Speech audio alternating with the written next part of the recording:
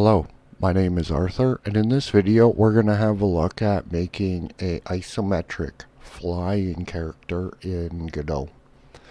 So I have here two images. These are just sprite images to demonstrate how it works, and then I'll give an idea of how the images were made in Blender.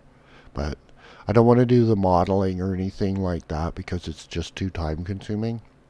So we have this image of the dragonfly flying, and you can see where the origin is centered on the image. And then we have this image. In the two images, these were test images, and I just kind of did them really quickly. So the origin is actually a little bit off of where would be ideal in both images, and that's something that I need to correct in Blender for when I actually turn this into an animation. So let's have a quick look at how this Y sorts in the game engine. So since my last video, I've upgraded my character. I went with a make human character and gave him some rigging and made a little bit more thorough of an animation so he has a smoother walking cycle.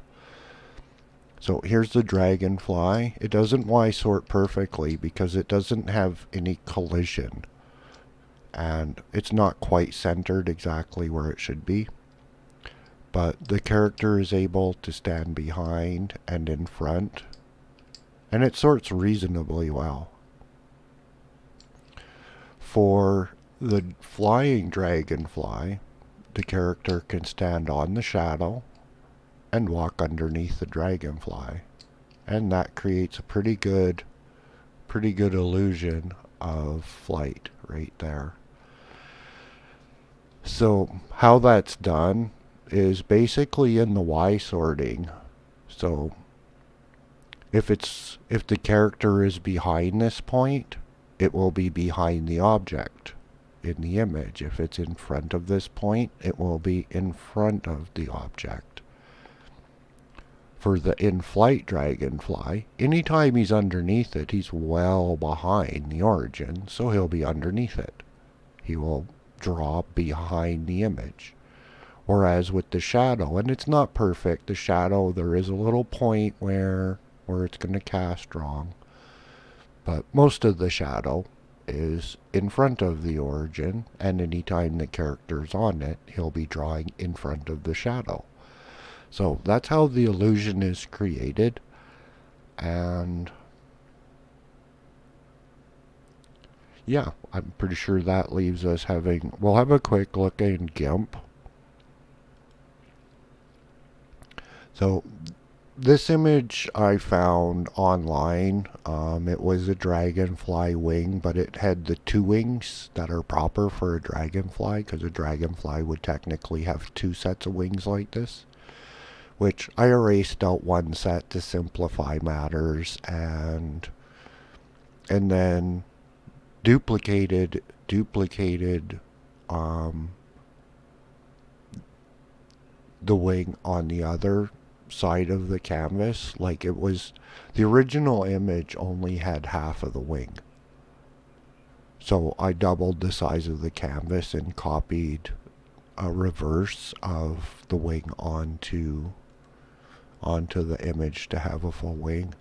So that's what it looks like with a white canvas behind it, just to see the actual wing. And that was something that I scared up online, and then did some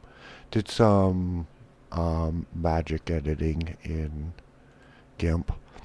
And then the character itself was modeled from this image. This is one of my photographs, so if you want to screen capture it and use it to model a dragonfly, or to try to mimic the project in its entirety, then feel free to use the image. And then if you make $10 billion, like, drop me a couple of bucks or something. I don't know.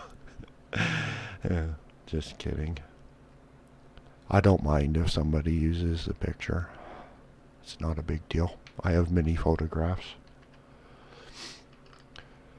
So this is the project in Blender. Let's get things so that it moves more quickly. This is the dragonfly. I've set up an animation and we'll just have a quick look at that. All of the setup on the camera is exactly the same deal as in the Blender to Godot character animation video and the the tree, the isometric tree video. So we have a camera angle at 60 on X, 45 on Z. The location of X is equal to the location minus location on Y, and that gives us the 45 degree and the 60 downward tilt. Well, that's 30 degree downward tilt or a 60 degree upward tilt to create the isometric view. The camera is in orthographic. We use scale to center the image. I went with image size of 384 and 384. And why I did that was because my tiles were made 128 tall.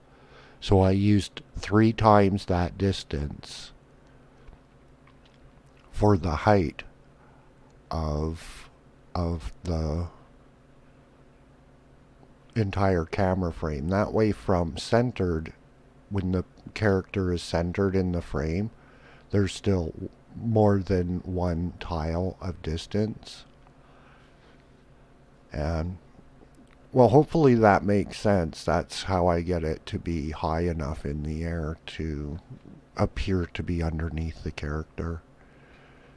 Then the lighting setup is the same as the tree and the character animation. I try to give the same angle of light as the character so that you have that continuity, and also that it gives the same shading as was started off with at the beginning of the project, with this side being the darkest of the shading, indicating a light angle coming from this direction.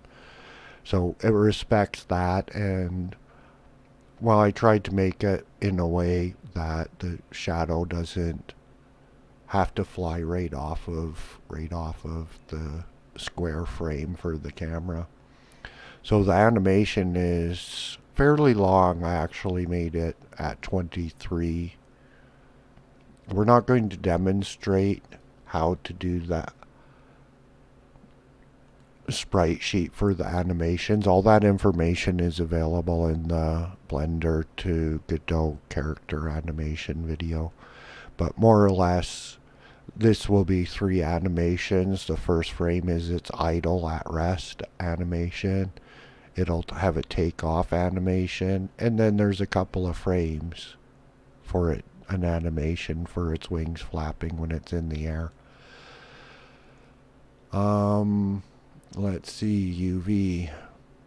Basically, the character was, I used project from view to unwrap it to map the image onto the character, and just scaled it around a bit to get things in place.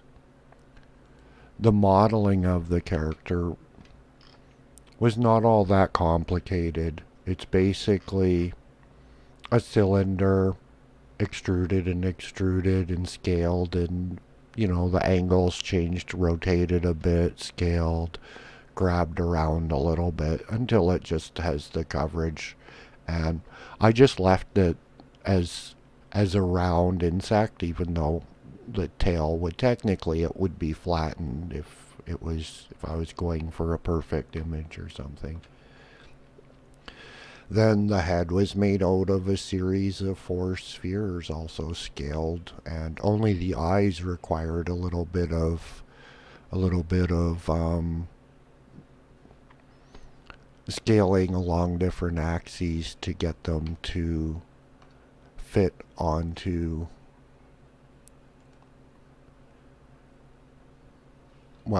in range of more or less what a dragonfly looks like. Again, it doesn't need to be perfect. It's getting rendered into a pretty small image. Then the wings were imported as a plane. So it started as one large plane. I loop cut it down the middle, separated the two planes by selection. So P separate selection, having one selected and then the other selected.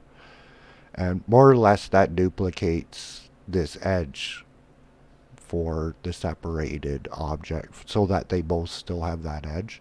Then I centered the cursor on that edge and came into object mode and put the origin of the two planes onto the cursor, as well as the dragonfly origin is there.